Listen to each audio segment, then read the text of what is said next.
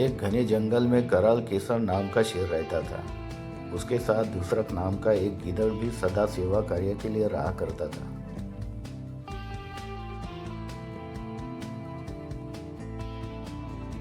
शेर को एक बार एक मस्त हाथी से लड़ना पड़ा था। तब से उसके शरीर पर कई घाव हो गए थे। एक टांग भी इस लड़ाई में टूट गई थी। उसके लिए एक कदम चलना भी कठिन हो गया था। जंगल में पशु का शिकार करना उसकी शक्ति के से बाहर था। शिकार के बिना पेट नहीं भरता था।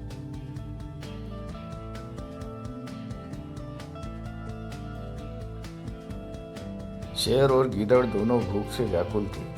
एक दिन शेर ने गिदड़ से कहा, तू किसी शिकार की खोज करके यहाँ ले आ। मैं पास में आए पशु को मार डालूंगा, फिर हम दोनों भरपेट खाना खाएंगे। गिदड़ शिकार की खोज में पास के गांव में गया। वहां उसने तालाब के किनारे लमका नाम के गधे को हरी हरी घास की कोमल कोपले खाते हुए देखा।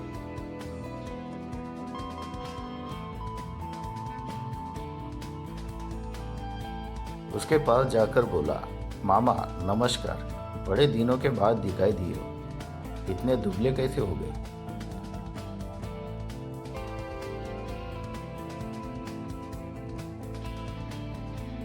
गधे ने उत्तर दिया, भगनी पुत्र, क्या कहूँ, धोबी बड़ी निर्दयता से मेरी पीठ पर बोझा रख देता है और एक कदम भी ढीला पड़ने पर लाठियों से मारता है। घास मुट्ठी पर भी नहीं देता। स्वयं मुझे यहाँ आकर मिट्टी मिली घास के तिनके खाने पड़ते हैं, इसलिए दुबला होता जा रहा हूँ। गिदड़ बोला, मामा यही बात है तो मैं तुझे एक ऐसी जगह बतलाता हूँ जहाँ मरकत मणि के समान स्वच्छ हरी घास के मैदान है। निर्मल जल का जलाशय भी पास ही है। वहाँ आओ और हंसते गाते जीवन व्यतीत करो। लम करने का बात तो ठीक है भगनी पुत्र, किंतु हम देहाती पशु हैं। वन में जंगली जानवर मारकर खा जाएंगे, इसलिए हम वन के हरे मैदान का उपभोग नहीं कर सकते। गिदड़ बोला, मामा ऐसा न कहो, वहाँ मेरा शासन है। मेरे रहते कोई भी तुम्हारा बाल भी बांका नहीं कर सकता। तुम्हारी तरह कई गधों को मैंने धोबियों के अत्याचारों से मुक्ति दिलाई है। इस समय भी वहाँ 3 गंधर्व कन्या रहती है जो अब जवान हो चुकी है। उन्होंने आते हुए मुझे कहा था कि तुम हमारी सच्ची माँ हो तो गांव में जाकर हमारे लिए किसी गंधर्व पति को ले आओ। इसलिए तो मैं तुम्हारे पास आया हूँ। गीदड़ की बात सुनकर लमकर ने गीदड़ के साथ चलने का निश्चय कर लिया। गीदड़ के पीछे पीछे चलता हुआ वह उसी वन्य प्रदेश में आ पहुंचा जहाँ कई दिनों से भूखा शेर भोजन की प्रतीक्षा में बैठा था। शेर के उठते ही लमकम ने भागना शुरू कर दिया। उसके भागते भागते भी शेर ने पंजा लगा दिया, लेकिन लमकम शेर के पंजे में नहीं फंसा, भाग ही गया। तब गिदड़ ने शेर से कहा, तुम्हारा पंजा बिल्कुल बेकार हो गया है। गधा भी उसके फंदे से बचकर भागता है। क्या इसी बल पर तुम हाथी से लड़ते हो? शेर ने जरा लज्जित होते हुए उत्तर दिया, अभी मैंने अपना पंजा तैयार भी नहीं किया था। वह अचानक ही भाग गया। अन्यथा हाथी भी इस पंजे की मार से घायल हुए बिना भाग नहीं सकता। गिदड़ बोला, अच्छा तो अब एक बार और प्रयत्न करके मैं उसे तुम्हारे पास लाता हूँ। यह प्रहार खाली न जाए।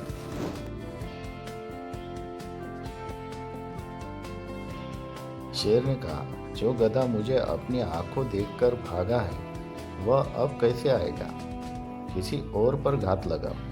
गिदड़ बोला, इन बातों में तुम दखल मत दो, तुम तो केवल तैयार होकर बैठे रहो। गिदड़ ने देखा कि गधा उसी स्थान पर फिर से घास चर रहा है। गिदड़ को देखकर गधे ने कहा, भगनीसुत, तू भी मुझे खूब अच्छी जगह ले गया। एक क्षण और हो जाता तो जीवन से हाथ धोना पड़ता। भला वह कौन सा जानवर था जो मुझे देखकर उठा था और जिसका वज्र समान हाथ मेरे पीठ पर पड़ा था। तब हंसते हुए गिदड़ ने कहा, मामा तुम भी विचित्र हो। गर्दे भी तुम्हें देखकर आलिंगन करने उठी और तुम वहां से भाग आए। उसने तो तुमसे प्रेम करने को हाथ उठाया था। वह तुम्हारे बिना जीवित नहीं रहेगी, भूखी प्यासी मर जाएगी।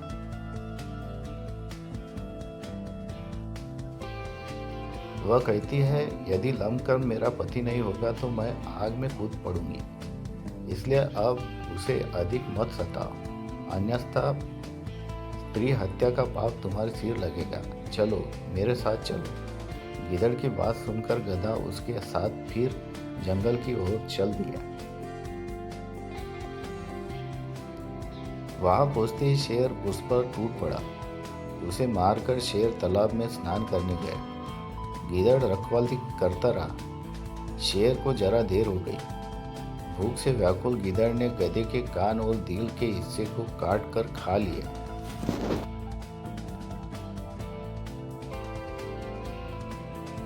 शेर जब भजन पूजन से वापस आया तो उसने देखा कि गधे के कान नहीं थे और दिल भी निकला हुआ था।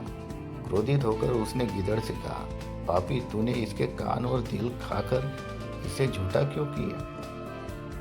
गिदड़ बोला, स्वामी ऐसा न कहो, इसके कान और दिल तो थे ही नहीं, तभी तो ये एक बार जाकर भी वापस आ गया था।